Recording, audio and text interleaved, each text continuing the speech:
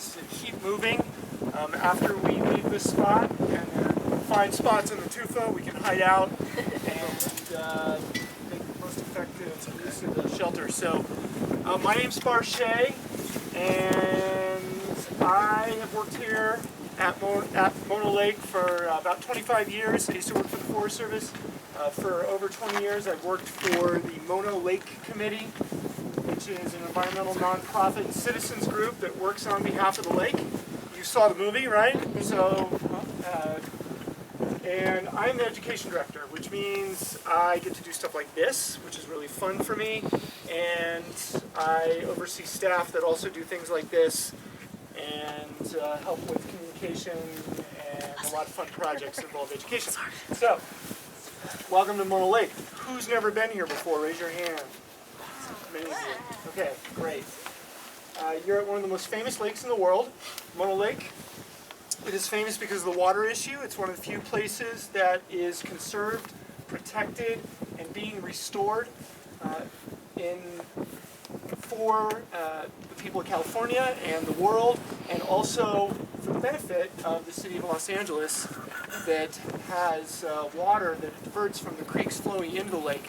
And some of that water that they no longer get has been replaced by water that has come about because of conservation and recycling, in part due to the fight to protect Mono Lake. So this was a win-win situation.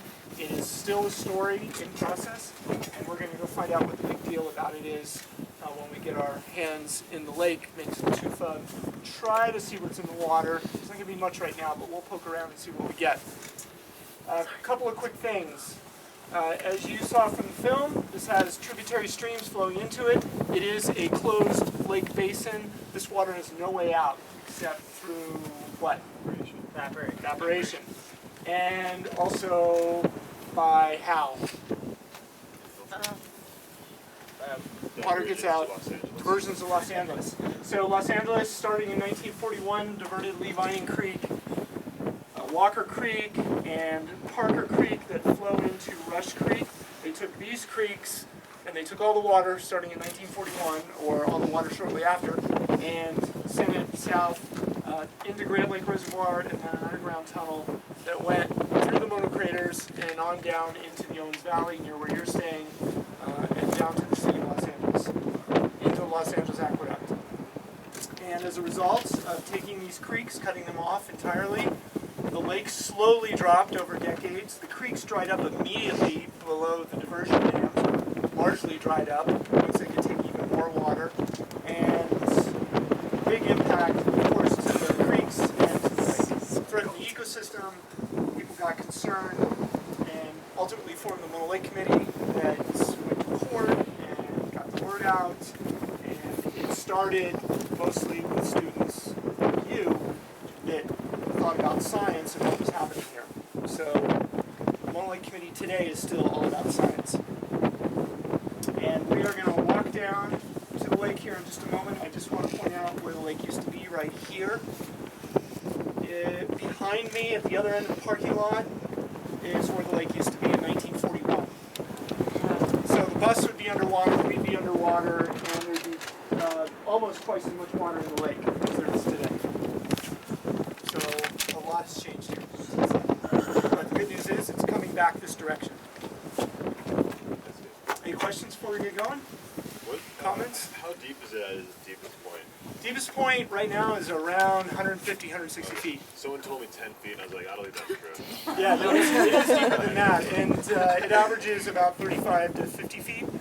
This is a fairly deep hypersaline lake, and there's not many of them on planet Earth. Like this, yeah. When do the ear grebes start breeding here? The ear grebes start showing up in the spring. They don't do really any breeding at this lake, but to the north and south they do a little bit. But they come here to migrate. Okay. Great food source, because later in the season there's a lot of food compared to when they're breeding. How about phalaropes?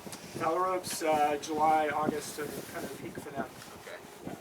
So you said there's no like effluent from here, right? There's no like creeks that leave it? Outlet, yeah. Outlet, yeah, So no outlet. Do they dredge it, or how do they do with like sediment deposit, or is there no It like... just, this basin is full of sediment. But are they worried about it just accumulating, or is it? No, because basically the more sediment that accumulates, the water will just sit on top of it. Oh, okay. Sitting on top of it. So, Oh, okay. yeah. Are there any invasive species That we know of, no. In the lake Zebra mussels? ecosystem itself, nothing like that. They can't tolerate the salinity or the alkalinity. Oh, yeah. So you couldn't even hope to have an invasive fish in here. Fish can't survive in the lake, as we'll find out. And there may be some invasive microbes or algae, but we don't know about that for sure. So People don't swim in here. you can't. They typically don't, but you can swim in a little lake. You don't want to spend hours in it. I thought it was like good for your skin or something like that. Yeah, for some said, people, like Dead Sea. maybe it might help eczema, stuff like that, but Right, rather swim in you know, the placebo factor is really strong. It's about as good as medicine.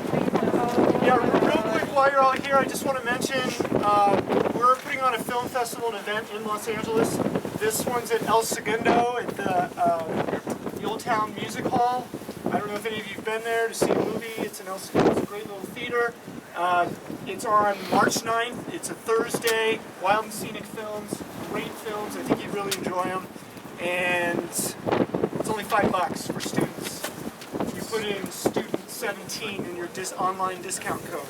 So show up. It's really fun. And I'll figure out some extra credit if you do. One film or a festival? It's 2 hours, 2.5 hours, and it's Wild and Scenic Film Festival. So there's some inspirational films about the environment, some adventure stuff, and some kind of fun stories that you don't see kind of out there in the world. So check it out. Hope to see you there. Let's head down the lake.